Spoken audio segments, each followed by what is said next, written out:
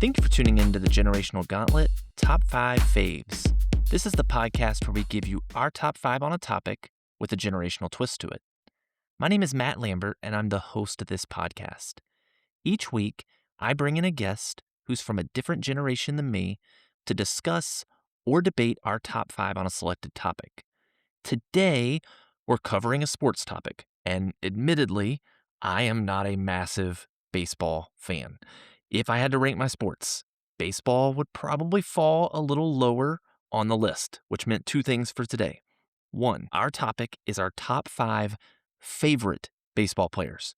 Not who we think are the best, as I probably would not be the best person to dive into some analytics when it comes to baseball. Number 2, if we're going to talk about baseball, and since I'm not a huge baseball guy, I had to bring in somebody who is. So today I'm bringing in one of my good friends, a fellow millennial, Brian Dillon, who's a massive baseball fan. He coaches baseball, and RIP to this, but up until, I guess, recently, he had the manliest mustache I've ever seen. He's like the millennial Burt Reynolds. So, Brian, I appreciate you jumping on here with me today. How have things been going your way, man? Very good. I don't know that I've ever been given a better description. But listen, I'm excited that you are diving into something for my benefit that is maybe out of your comfort zone. So I appreciate that. It is definitely out of my comfort zone because you're a big baseball fan, right? Oh, absolutely. Baseball has been my favorite sport. I love all sports. Baseball has been my favorite sport like my entire life. So Did yes. you played growing up, right? Yes, I played from the time I was 6 all the way up through my senior year of high school. And what position did you play in baseball? Well, I have a fair amount of experience at third base, at second base, at catcher, and then I ended up at first base because, well, I battled the huskiness as I got a little bit older, and my athleticism definitely went down. Well, I'm glad you named bases and the catcher position because I know those. If you had started naming other stuff, I'd be like, I don't know where that is on the field. Shortstop somewhere between like second, third, first, second. I don't know. It's somewhere through there. Who are your baseball teams you follow? I know you're a baseball fan, like your fandom. Who do you follow? Yes, I love the St. Louis Cardinals Mm-hmm.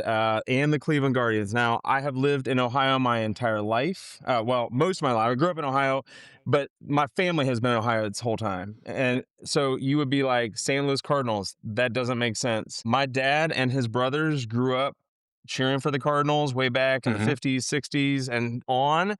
I have asked him, Dad, why do we cheer for the Cardinals? And I've never gotten a firm answer out of him. So if anybody listens to this goes, why does an Ohio boy cheer for the Cardinals? I don't know. But we always chose the Guardians as our local team Mm-hmm. because the Reds stink. So That's a good reason. yeah. Because now you're a Browns fan too, right? Yep. We are Cleveland So all the way. Now, I get it. That's why yeah. you can't have all of your teams be terrible. So you got to have at least a couple be decent, right? Well, yeah. I mean, the Cardinals, they have always been pretty good. They have a pretty good track record, but you and I also share something, and that is the Ohio State Buckeyes. And so Oh, yes. that they save me and my sanity from a lot. I have no problem cheering for a front runner when I'm also a Browns fan and sometimes a Guardians fan too. Makes total sense. Well, for any first time listeners out here, if you've not listened to the podcast before, here's how it works. So, Brian and I have each put together our own top 5s for our top 5 favorite baseball players. I don't know his list. I do have one player that I think is going to be on there. If that person pops up, I'll give some more context to it. But Brian definitely doesn't know my list because I didn't know it going in. So he's going to start things off with his number 5 favorite player and why. He'll kick it to me. I'll give my number 5 and why. And we'll continue in that fashion until we get to each of our number 1s. So, Brian, with that, who is your number 5 favorite baseball player of all time? Now, number 5, if you've got a fan base in the South, Matt, this might hit home for them. My number 5 is Chipper Jones from the Okay. Atlanta Braves. So this might have been my hardest one because I don't have a huge love really for Chipper Jones, but he was a huge part of my childhood. So today, if you want to watch baseball, you've got MLB packages on cable, on DirecTV. You've got several options through MLB itself. I mean, baseball is more accessible maybe than I mean, they had it on Netflix last week. I mean, it's crazy. So, but back in the mid 90s, which is when I was growing up, the Atlanta Braves truly were America's team for one reason. TBS, Turner Broadcasting System, the superstation. You could watch Saved by the Bell in the afternoon, but every night at 7:35, the Braves were on TV. And so growing up, the only baseball teams on TV consistently were the Atlanta Braves and the Chicago Hmm. Cubs. And I hate the Chicago Cubs, so it was all about the Braves. And so here's the other thing that's really important to know. Not only were they on TV all the time, but they were really good. They finished in first place in their division 14 years in a row from 1991 to 2005. Okay. And when it's like a team that's not local, I mean, just because they're on TV or watching them, it matters that they're good. You're not going to watch a terrible team. Like, you want to watch somebody who's good. So they won. They went to the World Series a lot. Like, you could pretty much just follow them all the way through from opening day until the end of the World Series. And like, I was thinking about this. I probably could name at least 80% of the Atlanta Braves from the mid 90s. Holy Like, cow. I just because they were always on. But when I thought about this, like I said, not when I think about Chipper Jones now, I'm like, I don't pull, I don't have his jersey, I don't have anything like that. But I do remember growing up 11, 12 years old, like I would pretend to be him because he was the best player on the team that was always on TV. So he was the third baseman, he was their best player. And listen, I could go into a bunch of numbers and stats and all that stuff, but because he is a Hall of Famer. But all that really matters is he was the best player on the best team that was on TV like every night. And when there are no other options for watching baseball, that mattered a whole lot. I can respect it. So even though I'm not a huge baseball guy, I do know of Chipper Jones. I agree. I heard that name a lot growing up, and it's interesting that you picked, people that you're talking about people in like your childhood. I don't know if your whole Hmm. list is going to go this route, but I will be honest, that's how most of mine goes. Hmm. So I don't watch baseball anymore at all. I can't tell you Hmm. who won the World Series the last few years. Maybe the Dodgers. I have no idea who won this year. You can correct who won who won the World Series last year. It was the Dodgers, and like Okay. the way Shohei that it Ohtani, is right right? now. Yeah, yeah. Like I mean, they keep spending a ton of money, so you could just like guess Dodgers and be right most of the time. That's fair. Well, the height of my baseball viewership was probably middle school and high school. Hmm. And that's going to play heavily into my list. Some of the guys that made me watch, they don't make the list, but they were close, even though with scandal. Mark McGuire, Sammy Sosa. I remember the home run chase watching it with Oh my yeah. dad. My number five, and I'm going to get the negatives out of the way first on my guy. My number five is Barry Bonds. And I get it. All right. He's not likable. He's not beloved. He, we, I don't want to make any allegations, but there's a lot of speculation that he was, using some performance enhancing drugs, has some Hmm. charges related to that. I get it, but I think people do forget how amazing of a player he was before all of those allegations occurred. Bonds played 22 years in the majors with the Pirates from 86 to 92, the Giants from 93 to '07. Now, I did some research here so I could sound a little bit intelligent on this. 7 NL MVP awards, 12 Silver Slugger awards, 14 All-Star selections, 8 Gold Glove awards. Not in the Hall of Fame because, people were judging what they thought was going on in his personal life, but he is the Hmm. career leader in home runs with 762, most walks and intentional walks, and he's got the most home runs in a season with 73 back in '01. He is also first in career WAR. Brian, since you're a baseball guy, what is WAR? What does that stand for? It is wins above replacement, which basically says how like what's a replacement level player, like an Mhm. average person, and then how many wins did this guy earn your team above that? See, I just threw you an alley oop there. I knew you'd know that. He's the only player in history to have at least 500 home runs and 500 stolen bases. And I will now that his stats are out of the way say why he made my list. Oh, I haven't watched a ton of baseball in my life, but yeah. Bonds made me tune in. And in '01, I was turning on the television to see him chase the single season record. And I was turning on the television again in '07 to see him become the all-time home run leader. I don't know the last time I watched a full baseball game. Actually, scratch that. I do, and he comes up later on my list. But Bonds had me tuning into numerous games to see if he was going to break the record. And I looked up a stat here. ESPN thinks that Bonds, when he was chasing the home run record, boosted their MLB ratings by 20%. On the night he set the record, ESPN2 broke a record with a 1.1 cable rating, peaking at 1.8 million viewers following the home run. So I love home runs. That's the only thing I really like about baseball, and I think they make the game fun. So Bonds came in for me at number 5. Brian, I have to ask, have I lost all legitimacy with number 5 out the gates? Oh man, no. I mean, I was raised to hate him.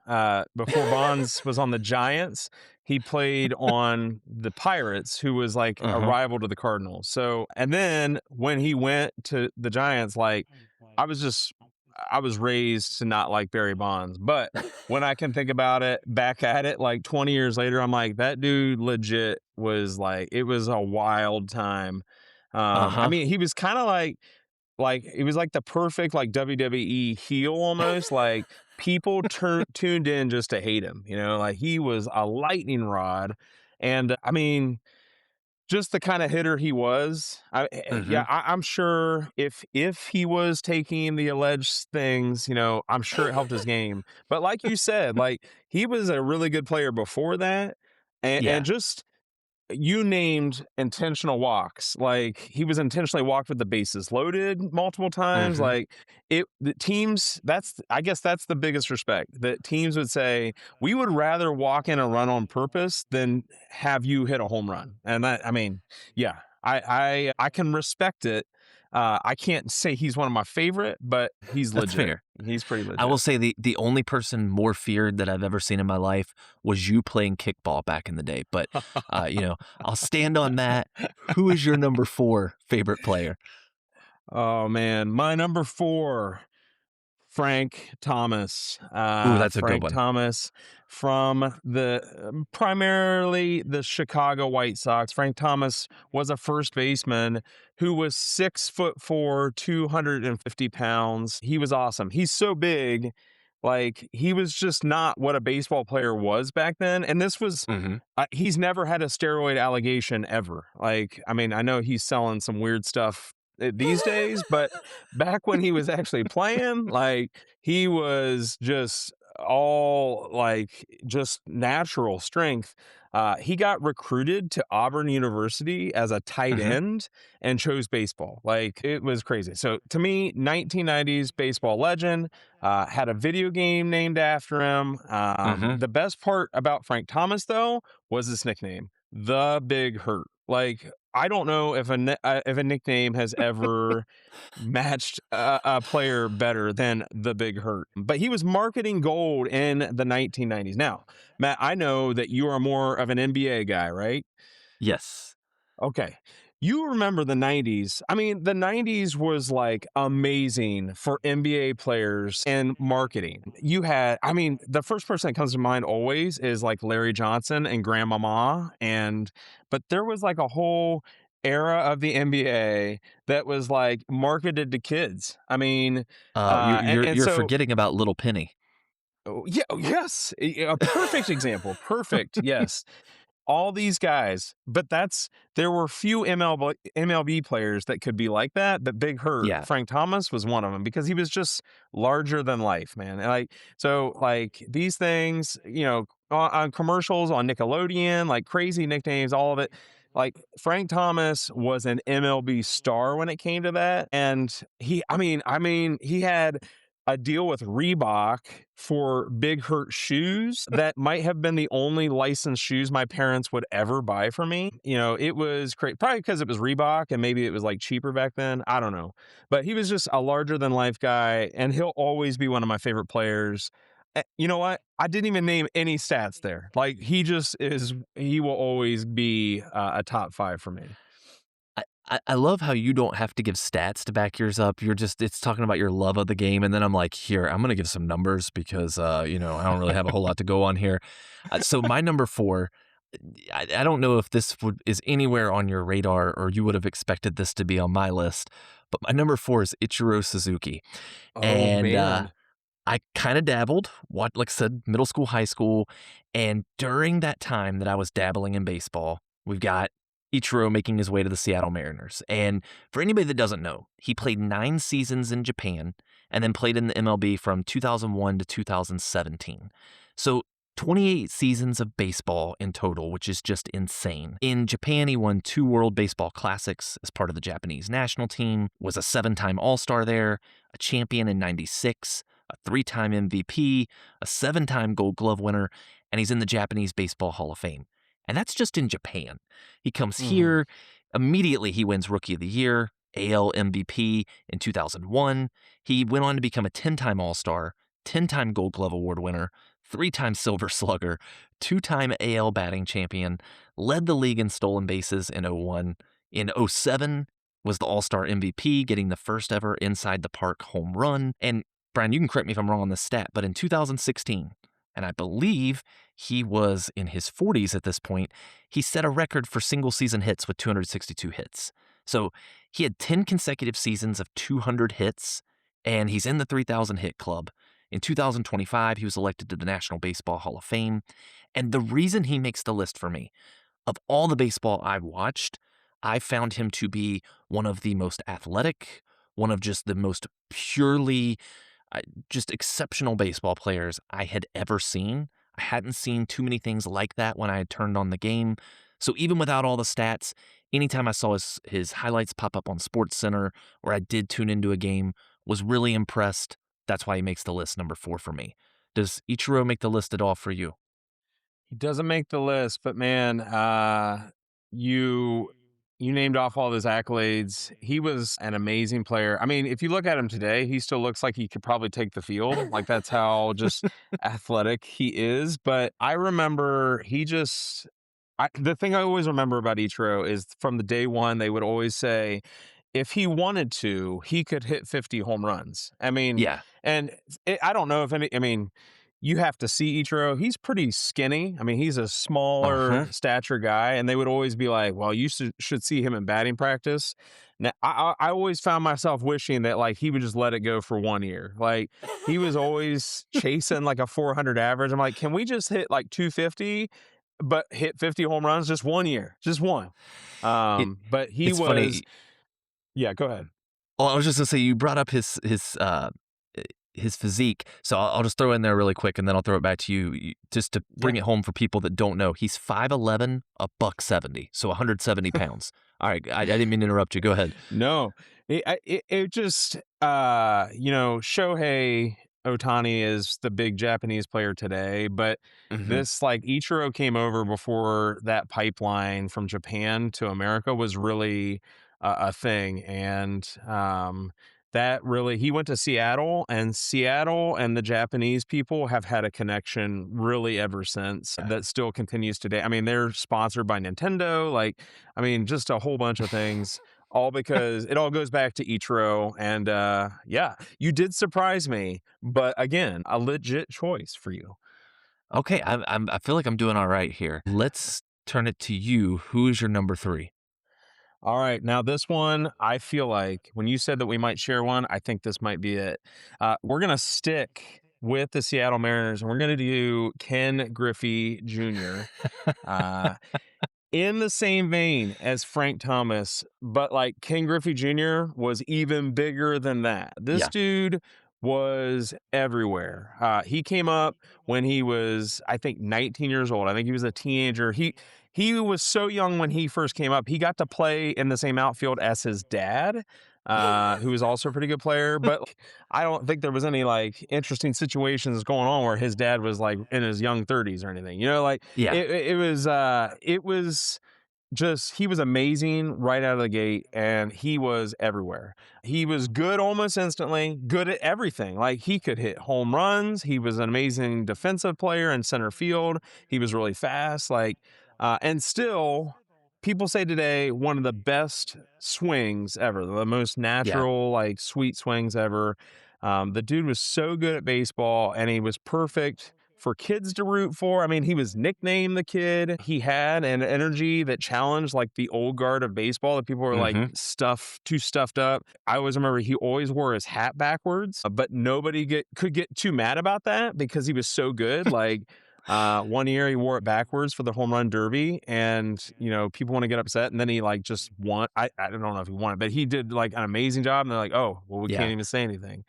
Man, King Griffey Jr. He not only had shoes, but he had multiple baseball games with his name on, Uh like huh. baseball video games, where he was the only real player in it, and you would still buy it for the Super Nintendo. It was great. He was on Wheaties boxes. I mean, he was. I would say he was the number one known baseball player of the '90s, and like when you were in your backyard as a kid, you were pretending to be Ken Griffey Jr. Like You his were. stance, the little bat waggle, like his swing, the backwards hat. Like I think every kid wanted to be Griffey. He was just huge. I think baseball is where it is today because of him. Because there's young guys that have a lot of swagger and like they do bat flips and all this stuff. Hmm. Like I think they can get away with that stuff, some of that stuff today because Griffey did it first, and so yeah. Number three, most favorite player because he was awesome. Brian, I want to make it clear we did not communicate about our lists, correct? And we did not. We did not. I All had right. no idea. Okay, so my number three is also Ken Griffey Jr. And I'm going to stand on business with this, and I'm going to give some more stats just to back you up here. So we're talking 13-time All-Star, the 97 AL MVP, 10-time Gold Glove winner, 7-time Silver Slugger Award winner, the 2005 NL Comeback Player of the Year, a 4-time home run leader, 97 AL RBI leader, and he hit 630 home runs, which is 7th in MLB history. Elected to the Hall in 2016. You mentioned it. He was everywhere. Uh, Hmm. we're talking Nike, Nintendo. He had I think it was the Griffey Max 1 shoes. I, Hmm. I wasn't a baseball kid, and I was in the backyard swinging the wiffle ball bat, pretending I was Ken Griffey Jr. So you hit all the things about how big he was. So I won't say a whole lot else, but he's number three as well for me. Fantastic baseball player, made me want to watch baseball, which as a kid who really didn't enjoy it a lot, that's saying a lot. So totally agree with you on Ken Griffey as number three. Are you surprised at all that we ended up with one on the same exact spot on our lists? You know, if I were to pick one, that would have been it because that's just how big he was. Like you Hmm. have me who was huge baseball fan, you somewhat, but like he was everybody's favorite, like and so if you were gonna tell me ahead of time that we would have one, that would have been my number one guess. Uh, Makes total sense. Well, I'll be curious to hear what your number two is to see if we end up with another one that's shared on our lists. oh, I don't think this one because this one goes back in the Wayback Machine just a little bit. My second favorite player is Bob Gibson. Now, Bob Gibson was a pitcher from 1959 to 1975, so goes beyond a little bit of the millennial. Like our dads might know, but he pitched all those seasons for the same team, my favorite team, the St. Louis Cardinals. Obviously, wasn't alive during that time. I wasn't born until '84, but Bob Gibson was one of my dad's favorite players, and I don't know. I know you have a good relationship with your dad, and like when your dad gets you into sports, and I Yeah. love baseball because my dad first loved baseball, and he taught me. Hmm. And so when you figure out what one of your dad's favorite players are, like to me, like that resonates. I get to see some highlights now, but I never got to see him live by any means or anything like that. But not just that, Bob Gibson widely regarded as one of the best pitchers ever and Okay. he owns the lowest single season earned run average in the modern era. He had a 1.12 ERA in 1968. I hear you don't even know stats that well, but you can I respect know that, I that. think. I know Yeah, that. yeah. Uh, Nobody's ever seen. I mean, some people have gotten under two. Like, if you get under two these days, like it is an amazing thing. So that might not resonate if you don't know stats fully. Like that ERA may not resonate fully. But here's how good that was, Matt. After that season, after the 1968 season, MLB lowered the actual physical mound from 15 inches high, 5 inches lower to 10 inches because he was so good. He was so dominant. They were like, "We have to change this." And they called it the Gibson rule. Like when you are so good that they name a rule change after you that is still in place today, I mean, that's saying something to me. This guy, Bob Gibson, he was mean, he was nasty, like he embodied the whole get off the plate. I'm going to put it up under your chin. Like, I mean, we don't play that way these days, but back in the day, like you didn't want to stand in the box.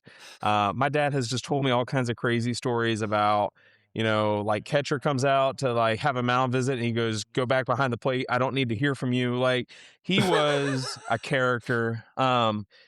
If you don't know Bob Gibson, he was a black man in our country, and in our country at that time, like I'm sure he had to put up with some stupidity and shenanigans Hmm. because we were not in a good place. It's right during the civil rights era, and so I'm sure the way other players, like black baseball players, have had to deal with stuff, I'm sure he had to deal with it too. Yet he just stood tall and was dominant. Several MVPs, won World Series for the Cardinals during that time. Like, uh, yeah, those are some stats. But again, 1.12, and they had to lower the mound. Crazy. I was gonna say that reminds me of like with Wilt Chamberlain in the NBA where they had to change things in terms of I think they had to like widen the lane because he was just crowding it and putting up such stats. So I agree with you. If you got to change the rules for somebody, that just shows how dominant of a force you are. If they need to kind of handicap the league in for the benefit of everybody else because you're just too dominant of a player. So Yeah. I'll be honest, I'd heard the name, didn't know a whole lot about him. So I kind of got a little bit of a history lesson here today. So I'm excited to learn some new stuff. Well, Brian, I think you've seen my number two play. My number two is Derek Jeter. Okay. Are you a Derek Jeter fan at all? I'm not, but but continue. Okay, so I'm going to be clear. I am not a bandwagon Yankees fan. I don't have a baseball team. There's not one that I follow, not one that I cheer for. But for somebody who's a non-baseball guy, Derek Jeter went beyond the sport of baseball. So 20-year career with the New York Yankees. And in my opinion, when I look at like players that played for the Yankees, I associate him more with that franchise than guys like Joe DiMaggio, Babe Ruth, or Mickey Mantle. Jeter won 5 World Series championships. He was part of the Yankees dynasty during that time, holds numerous all-time Yankees awards like their career leader in hits, doubles, games played, stolen bases, times on base, plate appearances, and at-bats. 14-time All-Star, 5-time Gold Glove winner, 5-time Silver Slugger Award winner. He's in the 3,000 hit club. Finished his career 6th in hits and 1st among shortstops. Won Rookie of the Year in '96, was a 2-time Hank Aaron Award winner, and was the 2000 World Series MVP, and then elected to the Hall in 2020. And even though I don't know a ton about baseball, I remember watching Jeter multiple times throughout my life. I remember him being everywhere, kind of like Ken Griffey, from Razors to Nike to Gatorade, the nicknames, the captain, Captain Clutch, Mr. November, and kind of like Joe DiMaggio a little bit back in the day, Jeter always seemed to be in the public eye because of his relationships. So as a young kid growing up, I was like, dude, this guy is everywhere. Commercials, he's on the dating scene, he's playing baseball at kind of the apex of the sport. And Brian, do you remember? I'm going to kind of quiz you here. Do you remember the flip play? Oh yeah, vividly. Yeah, so Yes. yeah, so the flip play, for anybody that doesn't know, we're talking about I cannot remember the year, but it's against the A's in the playoffs where he just comes out of nowhere to flip the ball and get Giambi out for this in this game that just completely swings the series. So he's just a clutch player. I love somebody that's clutch, somebody that comes up in the big moments. And again, I don't watch a ton of baseball.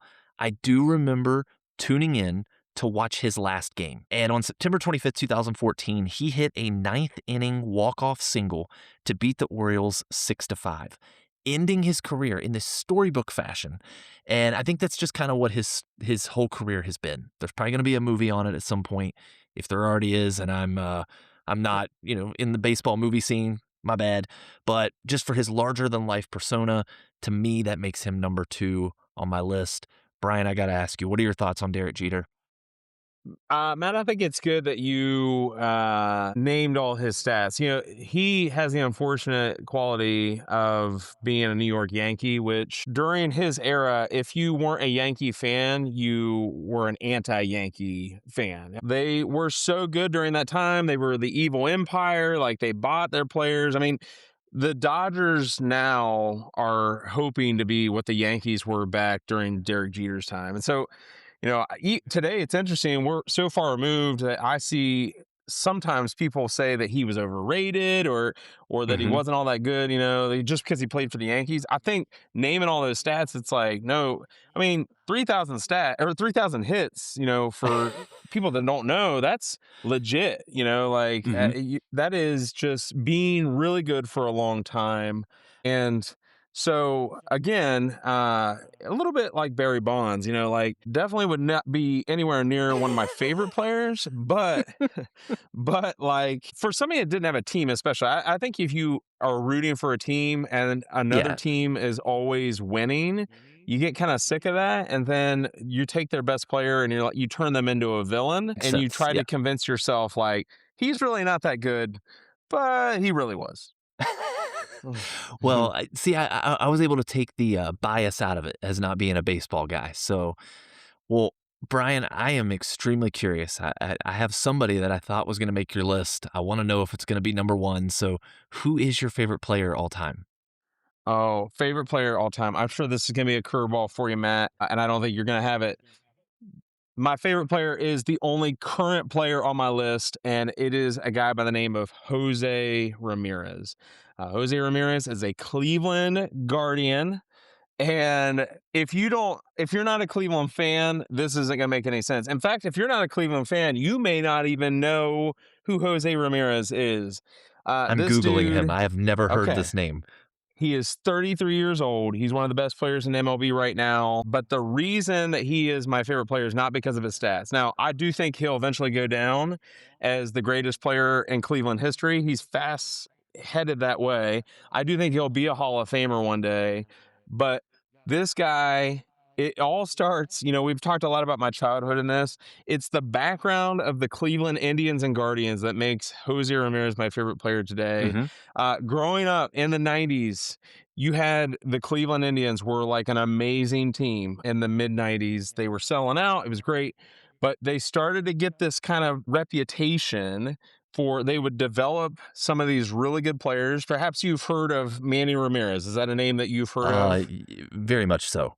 Okay. So he was bigger but he started with Cleveland. He came up through Cleveland. He got too big. We couldn't pay him. We wouldn't pay him. He went somewhere else. Jim Thome is another one that he came up through Cleveland, took the big money in Philadelphia and left. And time again, this happened to the Cleveland Indians. It goes all the way through from the 90s all the way up through 2017 and 18. There's a guy named Francisco Lindor that plays for the Mets now. He's the latest example of a guy that comes up with Cleveland and they refuse to pay him, and then they go to the big city and leave Cleveland behind. They can never hold on to their players. It got so bad that the owner in 2017 said, "You better enjoy Francisco Lindor while you can watch him, because I'm not paying him."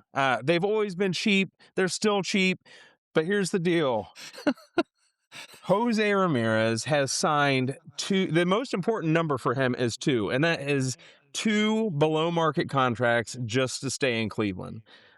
This guy, just this last offseason, signed less than he's worth to stay and be a Guardian for life. He has chosen to be in Cleveland. Not just that. I mean, this dude, if you follow him much, I mean, he's like, maybe you just looked him up. I don't know his exact height and weight, but he's like 5'9". And I mean, he's a small guy but he can hit a lot of home runs. He can do everything, steal bases, all this stuff.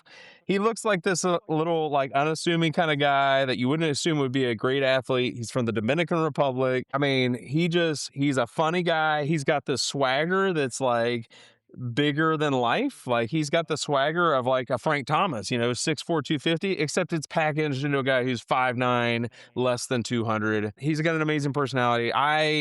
have like 4 shirts with him on it because he is just he's my favorite player. I passed it on to my son Asher. Like it's his favorite player too. We love Jose Ramirez. It's a Cleveland thing. So, I have alienated most of your audience, but Jose Ramirez is the man. He is my favorite player ever because he's awesome. I'm okay with this because usually you're going to hear my number one in a second. You're going to be like, there's mine's more of a historical connotation with mine, but I went with like a very huge name historically. But I like this. It's somebody that me, the average person like lay person that doesn't watch baseball, has no idea who you're talking about, but you're very clearly passionate about it. It's somebody who is, a fan favorite for the team that you love to root for. I am going to tell you who I thought was going to be on your list. Okay. I thought you were going to have Albert Pujols. Do you want the explanation why not? Yeah, I kind of do. I'm very It's curious actually now. he's actually kind of the antithesis of Jose Ramirez because Albert Mm, Pujols, you're the reason you would think that St. Louis Cardinals comes up out yep. of nowhere as an amazing player. Actually, one of the reasons I hate Barry Bonds because Albert Pujols finished runner-up in MVP so many years in a row that I hated Barry Bonds even more.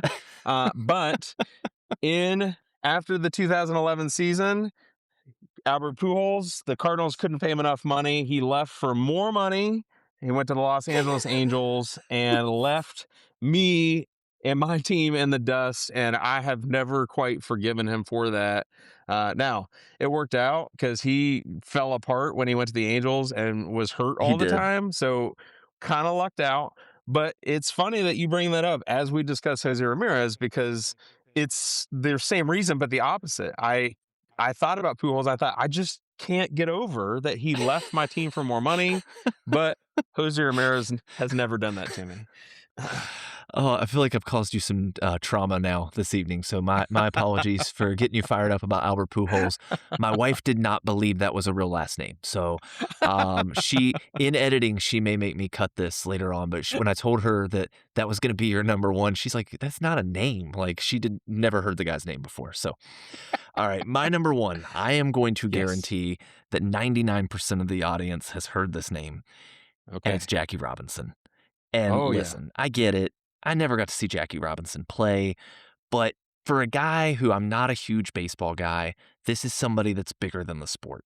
He's the Hmm. player who broke the color barrier when he played for the Brooklyn Dodgers on April 15th, 1947, and he'd help usher in the end of racial segregation in baseball, which had been occurring since the 1880s. I'll give a few of his stats, but then I'm going to get into some other lesser known facts about him. So I apologize if people don't want some stats, but 10 years in the major leagues, won the inaugural Rookie of the Year in 47, was an all-star for 6 seasons, won the NL MVP in 49, played in 6 World Series, winning one in 55, and was elected to the Hall of Fame in 1962. His number 42 uniform has been retired by all teams in the sport, and since '04, on April 15th, every player on every team in baseball wears the number 42.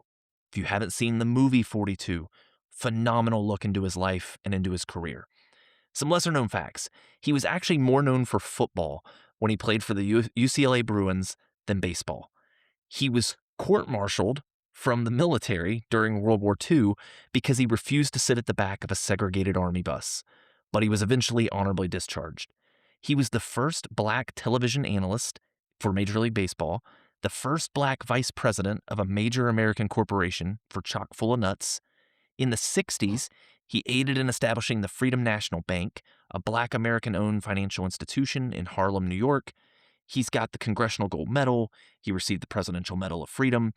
And I just want to put this context out there for everybody. We've all been at times in our life where we're the new person at a job or we're the new person at a school.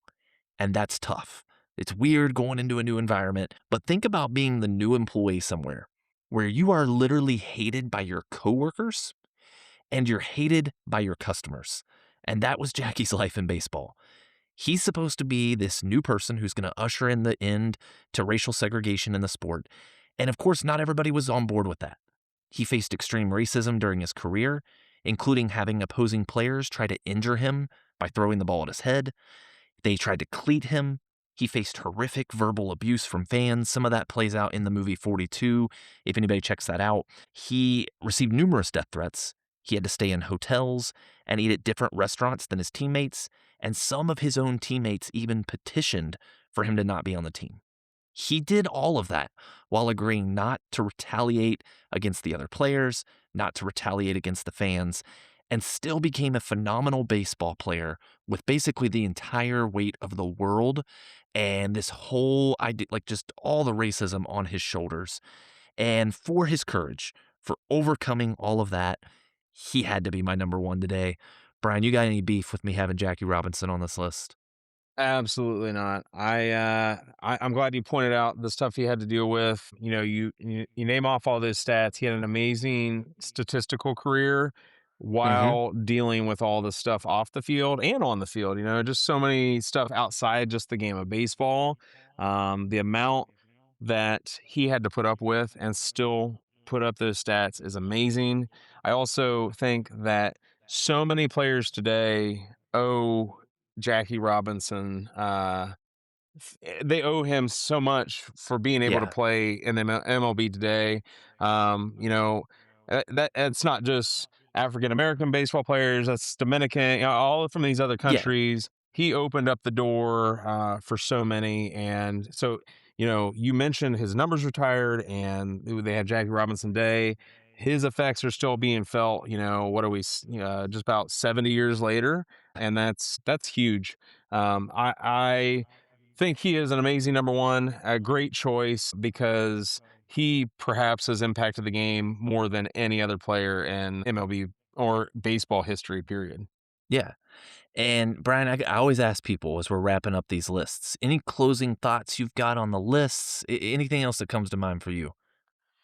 Man, baseball is and sports in general is just such a part of all of our upbringings. This was fun for me because it brought back some nostalgia and what it was like growing up and loving baseball and what that was like.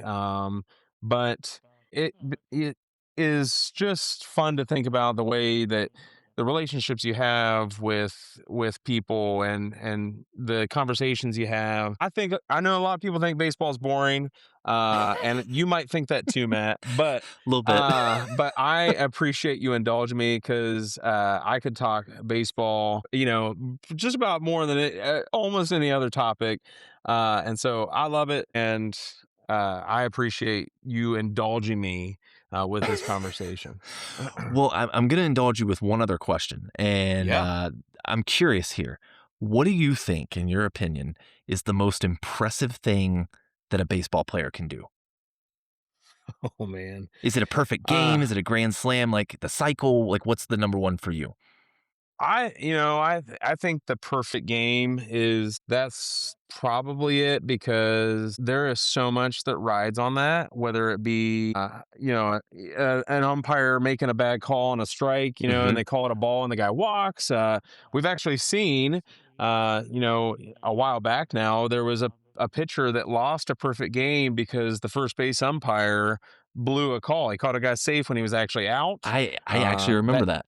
this is part of the reason why we have this challenge system that we have today is because it's kind of it's like they created a rule because they messed it up so bad. They took that perfect game away from that guy. But just any number of things that are out of your control can happen. Baseball is such a they work on these things. They try to improve in every situation and have control over these different things.